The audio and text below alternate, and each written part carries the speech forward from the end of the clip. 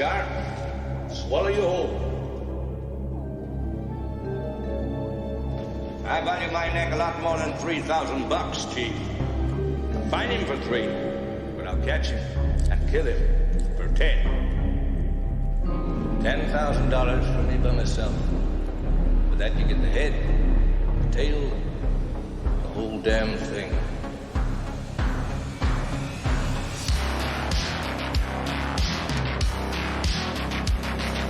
You yell shark. We've got a panic on our hands on the 4th of July. Mr. Vaughn, I pulled a tooth the size of a shot glass out of the wreck hull of the boat out there, and it was the tooth of a great white. A what? You're gonna need a bigger boat. Love to prove that, wouldn't you? Get your name into the National Geographic.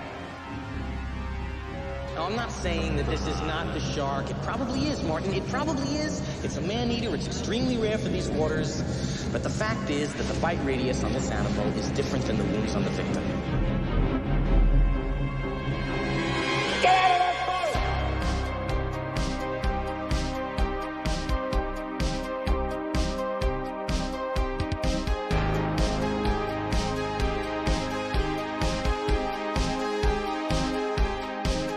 Oh, this is not a boat accident. There wasn't any propeller.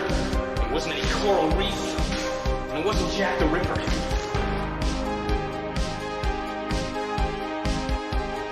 It was a shark. I'll never put on that nice jacket again.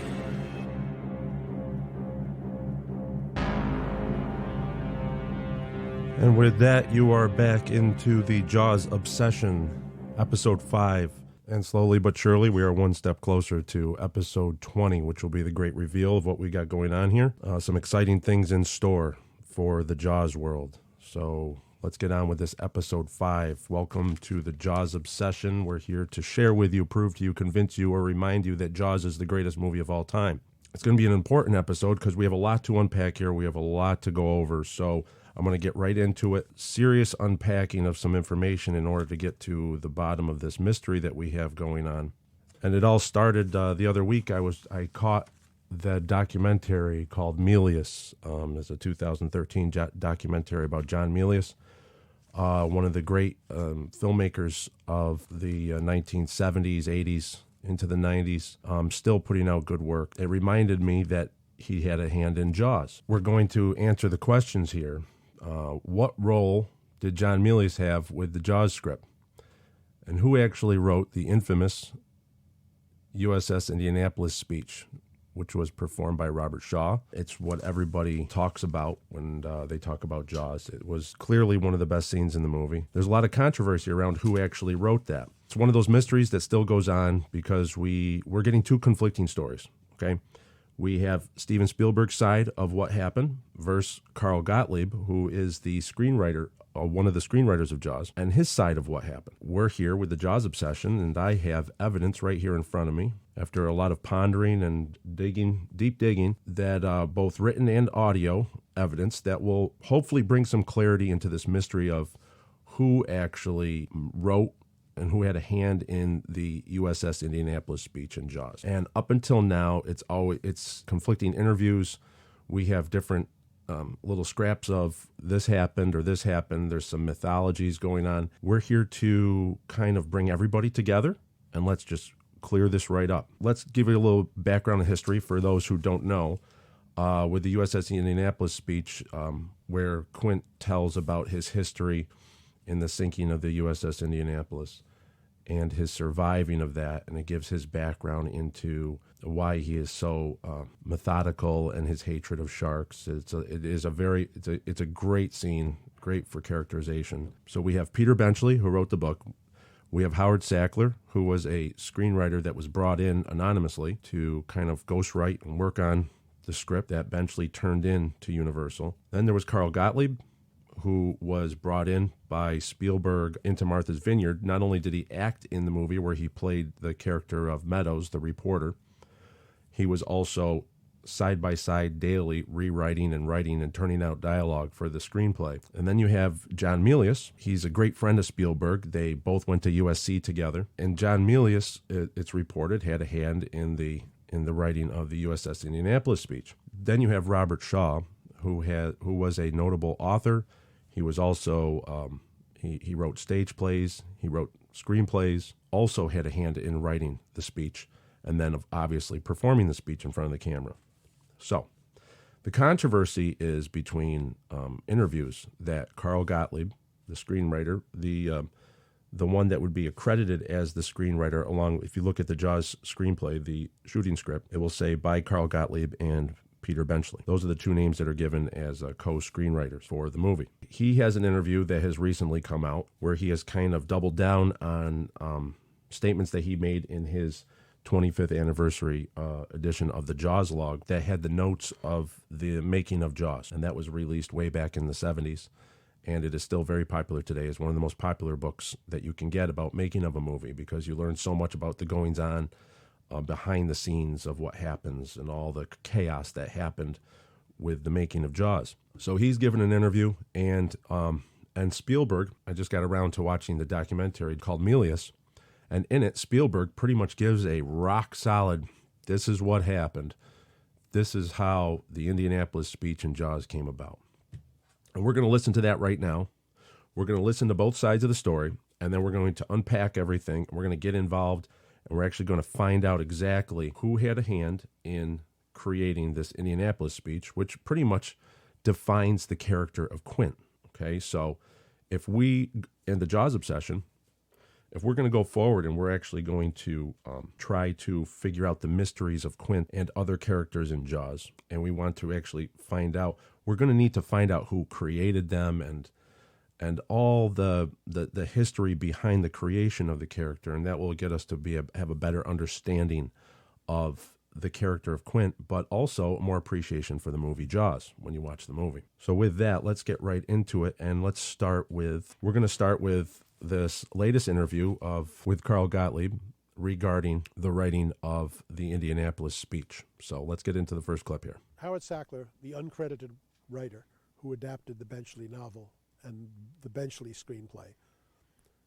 Sackler was a Navy guy, and he knew about the Indianapolis, so he found that and put that in because it was badly needed to explain Quint's character. I mean, he's monomaniacal, but in the book you have no reason why. Sackler found a reason, put him on the Indianapolis. It was always like a 2-page, single-spaced block of dialogue, and every actor who looked at it, kind of blanched, and directors and producers looked at it and blanched because it's like, it's a monologue, it's an aria. Okay, so what we have to keep in mind there is Mr. Gottlieb states it was always a 2-page block of dialogue. Okay, that's a very important. I want everybody to keep that in mind as we move along. But keep that in mind, the quote, it was always a 2-page block of dialogue. Let's go to clip 2. And Steven was nervous about it. I don't blame him. And he asked all his writer friends to take a pass. Not only John Milius, but Bob Zemeckis and Bob Gale and Paul Schrader. They all had ideas. Milius contributed a great line. I'll find him for 5. I'll catch him for 10. And somehow the mythology was that Milius wrote that speech. But there was like 10 versions of that speech, including my own. We gave them to Robert Shaw. Robert Shaw is a published novelist, 5 novels, a Pulitzer Prize-winning playwright, Man in the Glass Booth. Robert Shaw knows his way around a typewriter. So he took it all, synthesized it, and one night at dinner, as we were approaching the shooting of that scene, he came to dinner with a handful of paper and said, I think I've got that pesky speech licked. And he basically performed it for the table. And we all went, whoa. And Steven said, that's what we're shooting. So in that clip, we hear Carl Gottlieb's take that John Milius contributed the line, "I'll find him for 3 and I'll catch him, kill him for 10." If you go back to Carl Gottlieb's the Jaws log, the 25th anniversary edition, he actually has a note in the back of the book that's added. So it's a revised, in the end notes, he actually includes on page 207.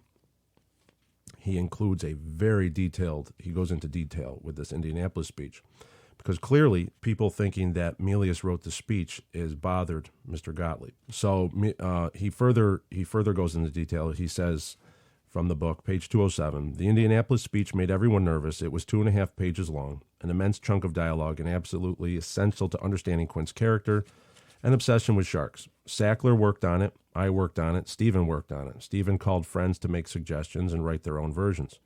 Among the people he called was John Milius, who is often listed as having written the whole speech. Milius never denies it, and in documentaries made 20 years later, Steven takes his side. As far as I'm concerned, the author of the USS Indianapolis speech was Robert Shaw, a gifted writer as well as an actor." So that quote right there is pretty much jives with everything that we just heard in this clip number 2 from this latest interview with Carl Gottlieb. Let's see here. He continues on. In 1975, in anticipation of a Writers Guild credits arbitration, I kept detailed notes and dated copies of all script materials for the entire time I was working on Jaws. I can recall the phone calls from Martha's Vineyard to California, and I had in my possession my handwritten transcriptions of the suggestions John made to Steven, he's talking about John Milius, made to Steven while I listened on an extension. For screenwriting trivia buffs, the complete John Milius contribution to Jaws is the line, "I'll find him for 5, I'll kill him for 10. Well, the real line is, "I'll find him for 3 and I'll catch him for 10. And then Robert Shaw performs it, "I'll find him for 3 and I'll catch him and kill him for 10. Spoken by Robert Shaw to the town in the town meeting shortly after Quint's first entrance.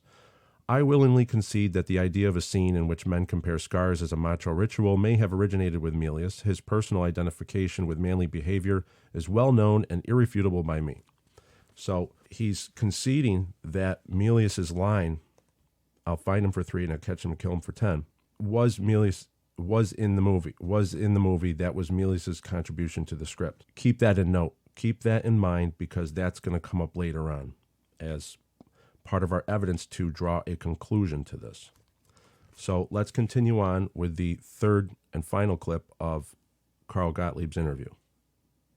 Now, because this has been a recurring rumor, I went back and looked at the production logs and the line script, and the day that speech was shot, Milius, there was an article in Screenwriter magazine about great scenes written at the last moment, and it was how Milius dictated the speech over the phone.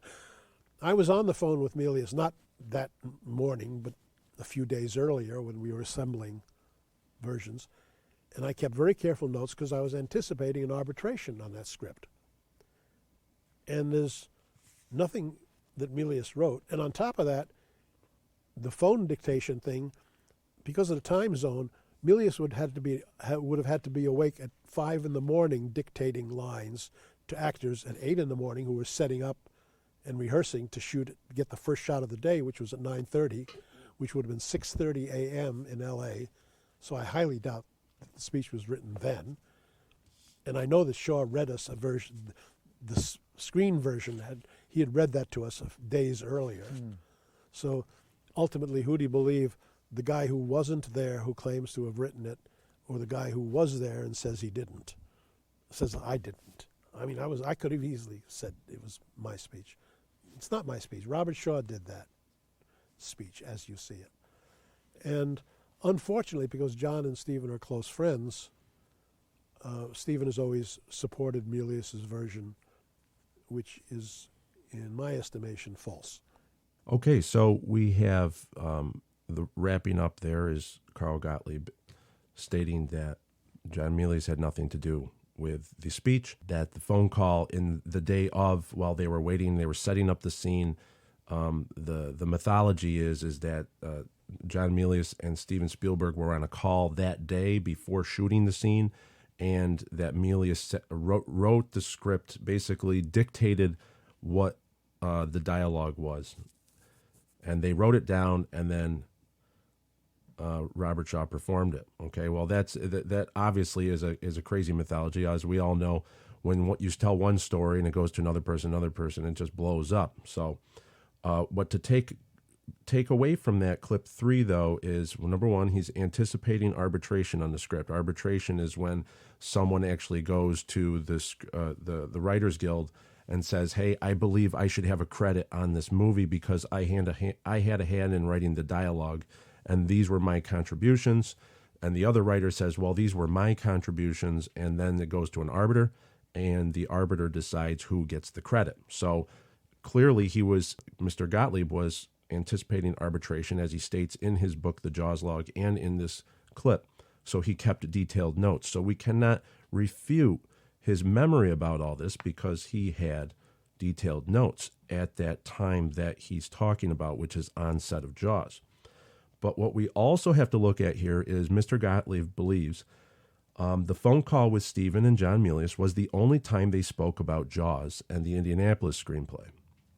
And that was what I was thinking about when I'm watching the documentary called Milius. And we're going to get right into that right now. I'd like to play a scene from that where they actually talk about this, but you're going to now hear, when you hear the gruff voice, that's going to be John Milius, who's friends with Spielberg, and he's going to be describing how he was always hanging out with Steven. And then you're going to hear Steven Spielberg talk about John Milius's contribution to the U.S. Indianapolis speech. So what we're keeping in mind from the Carl Gottlieb interview, we're keeping in mind of the quote, it was always a two-page block of dialogue. It was always a two-page block of dialogue. We're also keeping in mind that that he's trying to refute that the phone call of that day was not when the script was written. Okay. Let's move on. We're going to hear now, we're going to play the scene from Milius, where Steven Spielberg talks about John Milius's contribution to the U.S. Indianapolis speech. Here we go. Around all the time, and so Steven was always over at my house or something, and we were always thinking of ideas and stuff. And Spielberg would call him up every once in a while and say, hey, I need an idea for this. And so John was the idea man. Well, John had come down to the Shark Shack with me several times. The Shark Shack was out in the San Fernando Valley, and it's where we were building the mechanical shark. John really enjoyed it because he liked to kind of like stick his whole body into the maw of the shark. You have to imagine John, who always had some girth, thrust into the shark, and all you saw was his rear end and his legs. And you would suddenly hear John yelling, "Jaws!" And it would echo throughout the belly of the polyurethane mechanical steel shark. But because of that, John was interested. I gave John the script to read, and John read the script and thought it was a good script. I gave him some books, that were really terrifying books about tiger hunting, and he employed a lot of those ideas in Jaws. Steven had a great respect and admiration for John's ability with dialogue. And I said, John, I got this scene, about the USS Indianapolis. It's only 2 paragraphs long, but I think this could be an epiphany for all the other guys on the boat. The Richard Dreyfuss character, the Roy Scheider character, and the Robert Shaw character, to be able to share this kind of catharsis about what happened in 1945. But it's too short, and Howard's not doing any more writing on the movie, and will you take a crack at this? And he said, sure. Wrote it over the phone. I got 10-page monologue back from John. A 10-page monologue, which basically was very close to what's in the movie. Robert Shaw read all 10 pages, and he loved every word, but Robert said, I can't say all this. It's too much to memorize. It was a very compelling speech, but it was a movie by itself. It was a movie within a movie. So Robert Shaw sat down, and Robert cut the speech in half, and he did all the editing himself. He brought it down to 5 pages. Okay, so that's Spielberg. He's pretty definitive right there about what actually happened. You just heard it right there from Spielberg. So what do we take away from there? We take away that the quote, John would always come down to the Shark Shack with me several times. So it's indicating there was more than one conversation between John Milius and Steven Spielberg. He also says, we also know from this interview that Steven gave John the script. John Milius also says he gave Steven books, historical books. Okay, this is going to be. John Milius was a very well-read. He studied history because he really devoured it, and that showed in all his screenplays and all his works, and we're going to get into that later on. So we have to keep that in note, but we have to keep in that the quote, John would always come down to the Shark Shack with me several times, okay? And also, what we have to remember here is he says the scene with the Indianapolis was only 2 paragraphs long, okay? So by the time he gives John the script, the scene with the Indianapolis was only 2 paragraphs long. So right there, Spielberg establishes that the Milius effect takes place between Sackler's contribution, Howard Sackler, so Peter Benchley, who Peter Benchley admitted he had no hand in it. The Indianapolis speech does not show up in the novel Jaws, and it was not in Spielberg in Peter Benchley's final draft that he turned into Universal. Howard Sackler was a Navy guy, and yes, Howard Sackler came up with the idea of the U.S. Indianapolis, so he put the 2-paragraph Indianapolis speech into the script, basically said, here, this is my take on Jaws, and then he left the project. So Spielberg is holding this, and he goes right to good old college buddy John Milius. What we're establishing here is that the 2 paragraphs became 10 pages handwritten, which would then be 2.5 pages, 2.5 pages typed in the script before Carl Gottlieb gets it. Spielberg, we're going to hear Spielberg close up in this movie in the documentary Milius. This is pretty definitive. Let's listen up. But it's Milius's words and it's Shaw's editing that wound up in the final film. So he says it is Milius's words and Shaw's editing. Okay, so clearly Spielberg knows that John Milius brought the words, he brought the thunder, and then Robert Shaw brought the stage presence and the editing to be able to present this gigantic brick of dialogue in a way that could play for the audience, okay? So, now that we have all that out, we've listened to the interviews, we've listened to Carl Gottlieb's side, we listened to Steven Spielberg's side. Now we're going to go into some evidence here, okay? And we are going to try to establish who is... we're going to try to clear up this controversy here. Okay. So if you go over to our website at jawsob.com, on the contacts page, you can find a link to our Telegram or Discord channels. And over there, we'll have our show notes posted for episode 5, of which you'll be able to watch the interviews and everything that you just heard. But what we're also going to have is we're going to have the links for the 2 screenplays. So what I have in front of me right here is the screenplay where Steven Spielberg says that after Howard Sackler got done with it, it was a 2-paragraph Indianapolis speech. So we know that what I have in my hand on my left side is what Peter Benchley and Howard Sackler generated and what Spielberg had. And then what I have on my right is what Carl Gottlieb would have received or would have worked on. And this is what has Carl Gottlieb's work into it, which is the Jaws by Carl Gottlieb and Peter Benchley from the novel by Peter Benchley. And this is closer to the shooting script. As we all know, there was never a final shooting script before production started. The script was always changing. So we're going to have links to both of these scripts where you actually can go online and read the differences. But it's going to establish right here that there was a 2-paragraph Indianapolis speech, and then it became a 2.5-page Indianapolis speech. But remember that the key detail that Mr. Gottlieb says was it was always 2-page block of dialogue. That's because by the time Mr. Gottlieb would have received this, it would have already had John Milius's dialogue already in it. And we're going to prove that right now. Because in Carl Gottlieb's own book, The Jaws Log, on page 56, and I'm working out of the 25th anniversary edition that was released back in 2001. So on page 56 of there, he writes, "In March, Steven sent me the Jaws script and asked me about what part I thought I could play." So that shows that Mr. Gottlieb says that he received the Jaws script in March of 1974.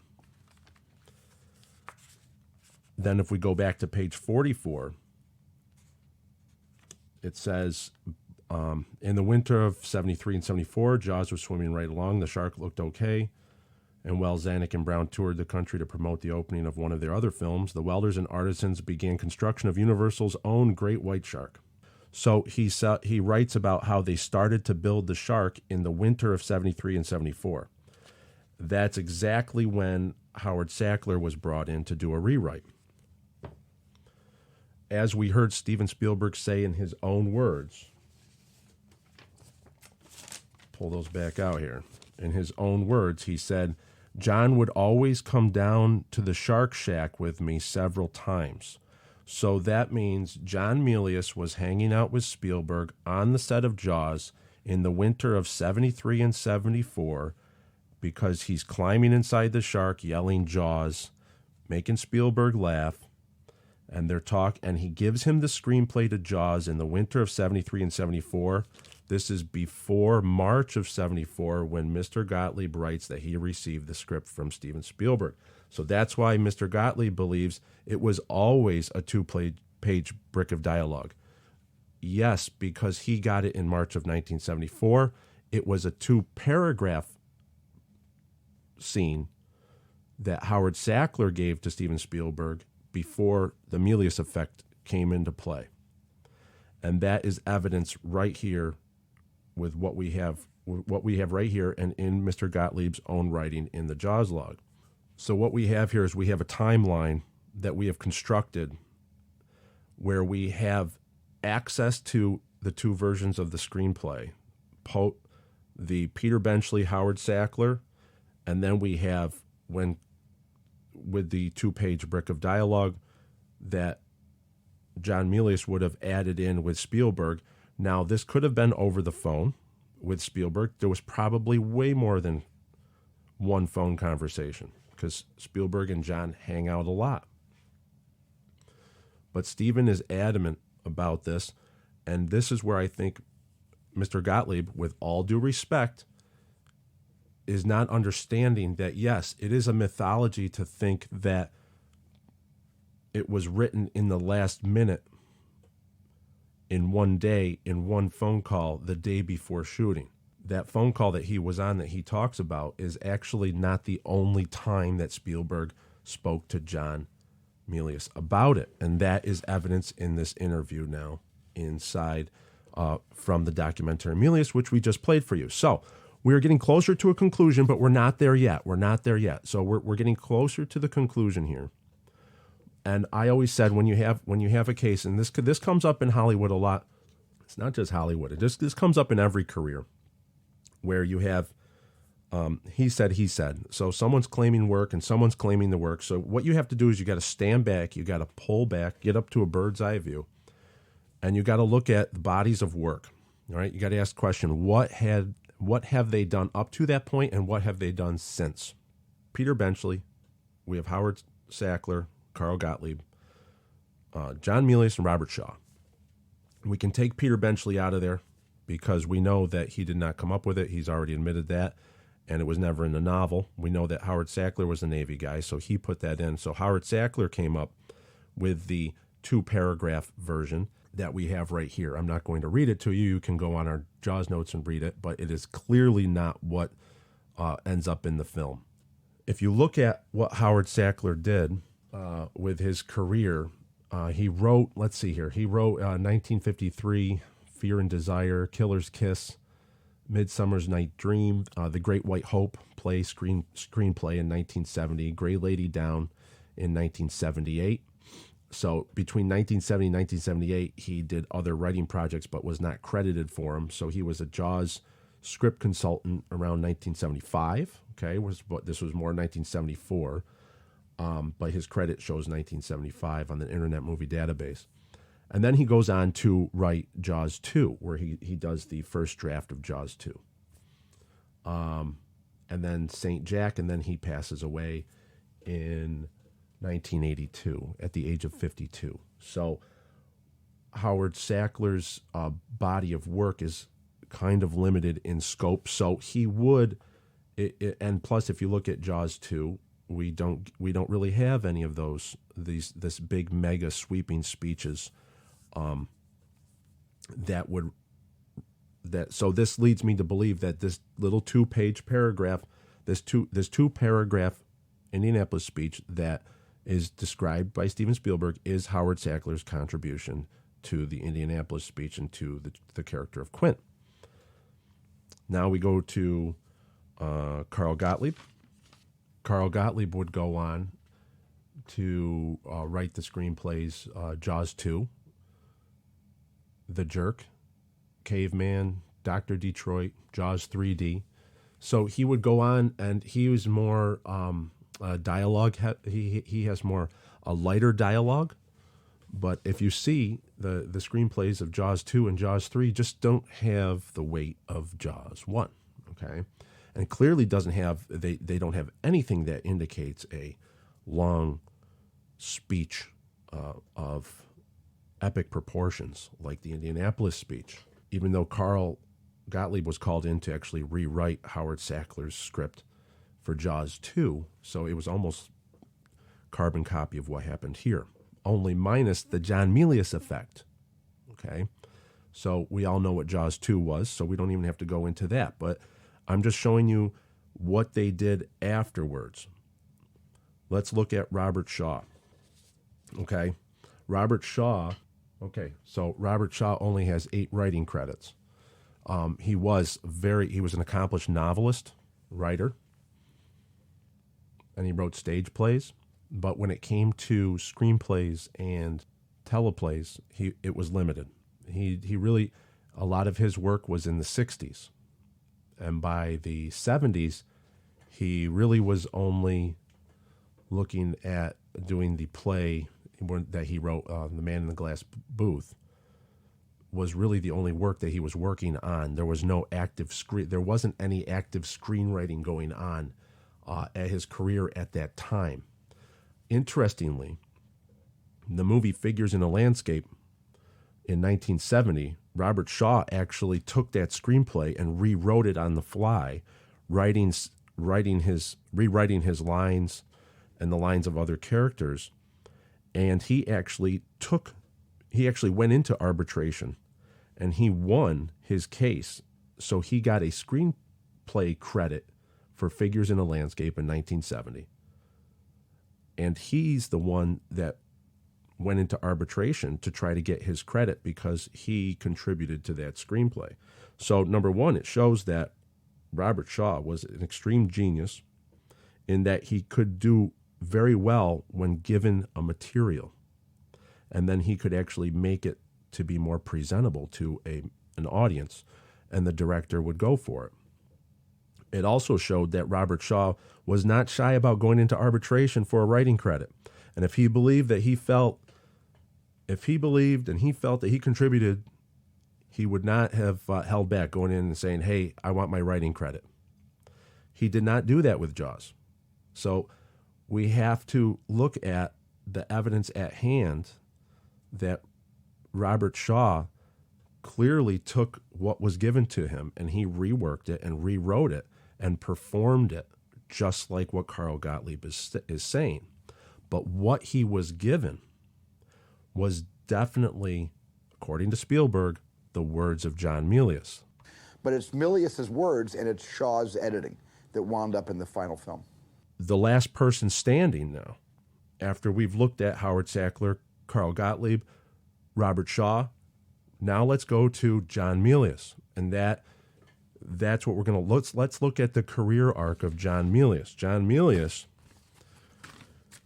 was the screenwriter of Dirty Harry, Jeremiah Johnson, Magnum Force. I mean, there's a lot of other things. I'm just skipping around. The Wind and the Lion. He would go on to write Apocalypse Now, write and direct Conan the Barbarian, Red Dawn, scenes for Miami episodes of Miami Vice. There's so much. There's a huge list here. He was also, a script editor for Indiana Jones Temple of Doom, Hunt for Red October, Behind Enemy Lines. So we look at the work of John Milius here.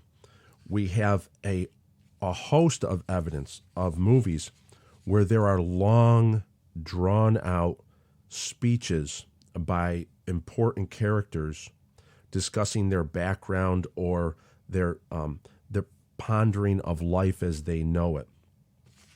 You have, in Apocalypse Now, you have the Kurtz speech, I've seen horrors that you've seen, but you have no right to call me a murderer. You have a right to kill me. You have a right to do that, but you have no right to judge me. It's impossible for words to describe what is necessary to those who do not know what horror means. And that whole speech, you get goosebumps when you watch that. That's all John Milius. Dirty Harry, 1971. I know what you're thinking. Did he fire 6 shots or 5? Well, to tell you the truth, in all this excitement, I kind of lost track myself. But being this is the .44 Magnum, the most powerful handgun in the world, and could blow your head clean off, you got to ask yourself, do you feel lucky? Well, do you, punk? That's John Milius, okay? You go back to Apocalypse Now. You smell that? You smell that? That's napalm, son. Nothing else in the world smells like that. I love the smell of napalm in the morning. Conan the Barbarian, 1984, James Earl Jones, with a great little mini speech to Arnold Schwarzenegger, where he's talking about the riddle of steel. And he says, that's strength, boy. That is power. What is the steel? What is steel compared to the hand that wields it? Look at the strength in your body, the desire in your heart. I gave you this. The Wind and the Lion, 1975. Theodore Roosevelt says, the American grizzly is a symbol of the American character, strength, intelligence, ferocity. Maybe a little blind and reckless at times, but courageous beyond all doubt. And one other trait that goes with all previous. And what's that, Mr. President? Loneliness. The American grizzly lives out his life alone, indomitable, unconquered, but always alone. He has no real allies, only enemies, but none of them as great as he. And he goes on. There's a big, long speech where he goes on to describe describe America as the American grizzly bear. I want to bring up his work on Hunt for Red October.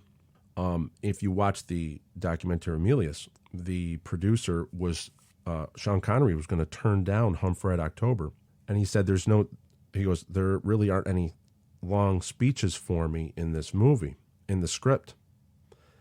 And the producer said, hold on. And he went and he said, hey, John, can you write some speeches for this movie? I got Sean Connery on the line. And John Milius said, sure, I can do that. So he told Sean Connery, I got John Milius working on it. And Sean Connery said, you got it, I'll be in the movie. And look what happens. If you look at the two differences in the scripts there, if you look at the shooting script and you look at the actual transcript from the movie, John Milius wrote some of these magnificent speeches for Sean Connery. You know, for 40 years, your fathers and your brothers played the game and played it well, but today the game is different. We have the advantage. It reminds me of the days of Sputnik and Gagarin, when the world trembled with the sound of our rockets. They will tremble again at our silence. He said this one scene where Captain Ramius, played by Sean Connery, I miss the peace of fishing like when I was a boy. 40 years I've been at sea, a war at sea, a war with no battles, no monuments, only casualties. I widowed her the day I married her. My wife died while I was at sea, you know. So those are little things that show, first of all, that line comes from Melville and Moby Dick, because that's just what Ahab says about how Ahab was always obsessed with finding the white whale, and that his wife has never seen him much more than a few weeks before he shoves off and sails around the world again for another couple years. So he says, I made her a widow when I married her. So that shows you that John Milius is very well read, classically read, and he really when he wrote, he wrote very, very well. Of course, we could go into, I could just sit here and you could talk forever about John Milius.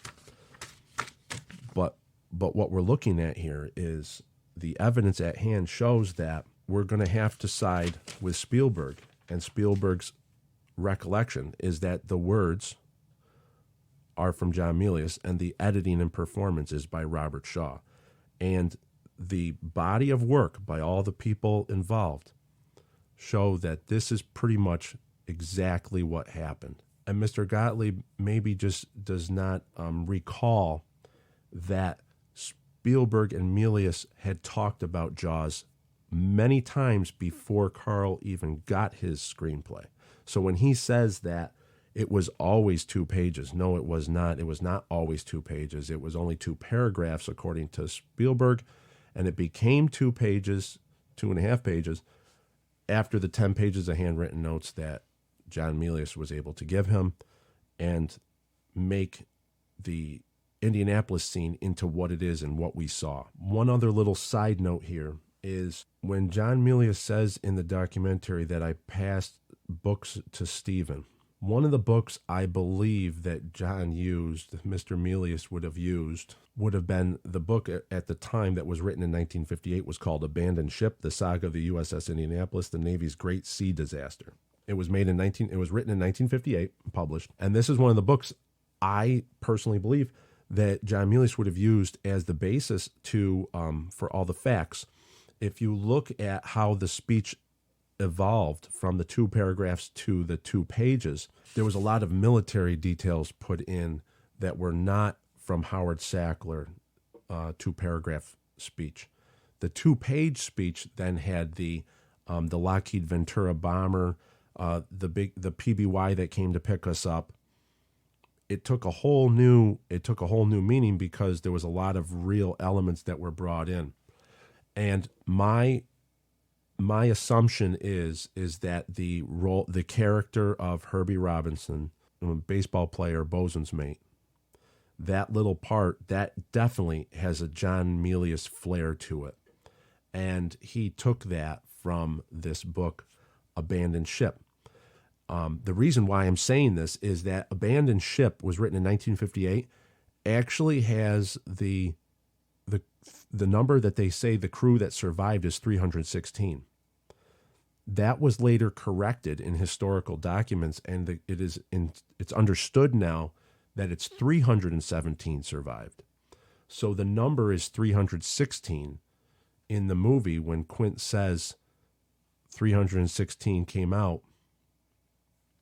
That was from this book, Abandoned Ship, that had the wrong number of survivors. It wasn't 316, it was 317. So that's what leads me to believe that this was one of the books, because of that 316 number, and it's only used in this Abandoned Ship from the saga of the USS Indianapolis, the Navy's Great Sea Disaster from 1958. That was one of the books that John Milius had and passed off to Steven Spielberg, or either had and referenced when he gave the notes for the speech. Okay, so the character of Quint was a product of 5 great minds that came together. That's how amazing that role is.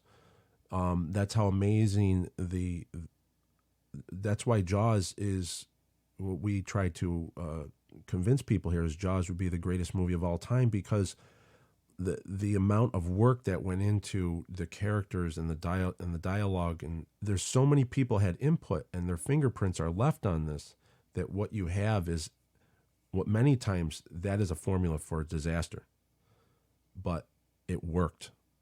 And what you have here is you have Peter Benchley came up with the name and the character. You have Howard Sackler, Navy experience, brought in the little tidbit of USS Indianapolis survivor.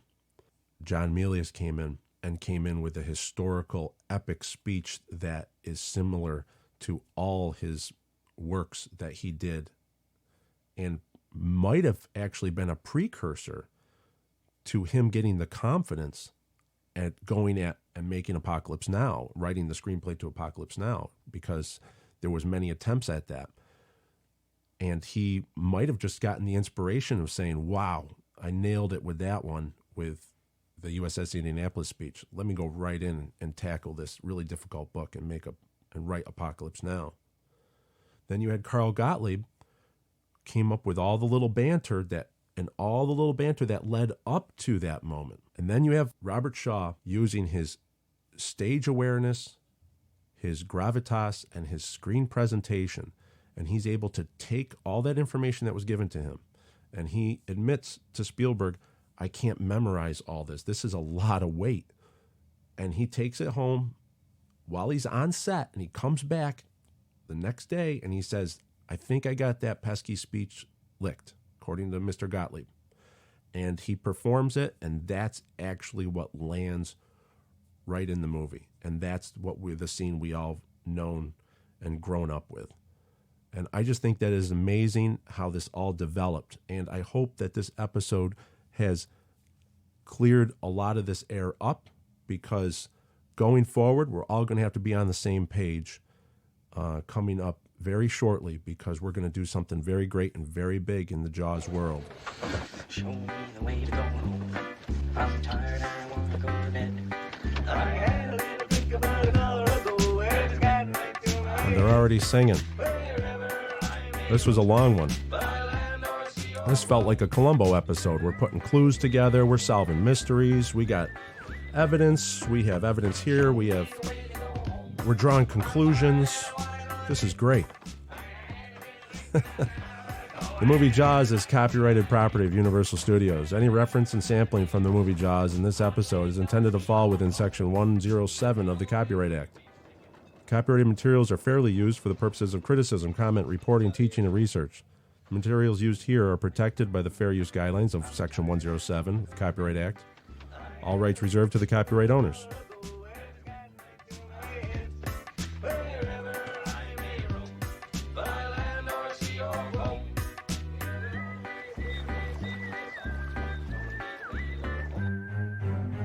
So, everybody, please remember to go to jawsob.com.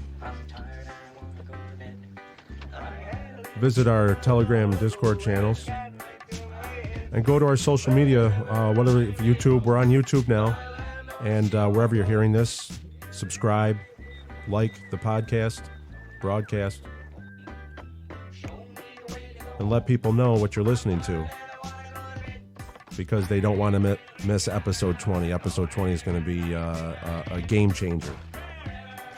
So please get those questions and ideas for possible future episodes into jawsob2025@gmail.com. Thanks for listening to this show this week. Farewell and adieu, and show me the way to go home, please.